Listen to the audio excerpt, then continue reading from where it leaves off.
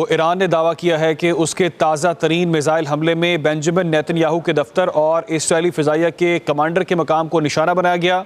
Iran ने भी कहा है कि हमले के बाद नेतन्याहू की हालत गैर वाज़े है। IRGC ने दावा किया है कि खैबर शिकन बैलिस्टिक मिसाइल के जरिए नेतन्याहू पर हमला किया गया, जिसमें उनके दफ्तर और इसराइली फ़िज़ाइया के कमांडर के मकाम को निशाना बनाया गया है।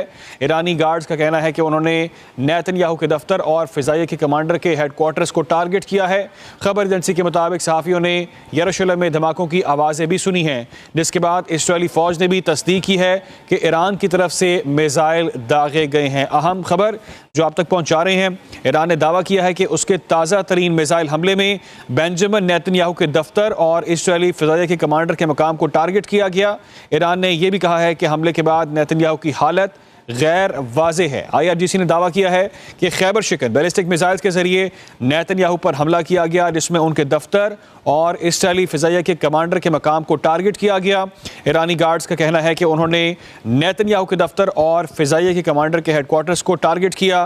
खबर एजेंसी के मुताबिक सहाफ़ियों ने यरूशलेम में धमाकों की आवाज़ें भी सुनी हैं, जिसके बाद इसराइली फ़ौज ने भी तस्दीक की है कि ईरान की तरफ से मिसाइल दाग दिए गए हैं। ईरान का अहम और ये बड़ा दावा सामने आया है। ताज़ा तरीन हमले उसमें कहा जा रहा है कि बेंजामिन नेतन्याहू के दफ्तर को टारगेट किया गया है और इसराइली फ़िज़ाइया के कमांडर के मकाम को भी टारगेट किया गया।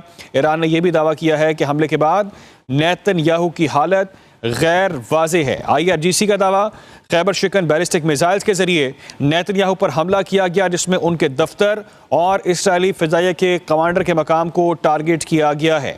ईरानी गार्ड्स का कहना है कि उन्होंने नेतन्याहू के दफ्तर और फ़िज़ाइया के कमांडर के हेडक्वार्टर्स को टारगेट किया। खबर एजेंसी का बताना है कि सहाफ़ियों ने यरूशलेम में धमाकों की आवाज़ें भी सुनी हैं, जिसके बाद इसराइली फ़ौज ने भी तस्दीक कर दी है।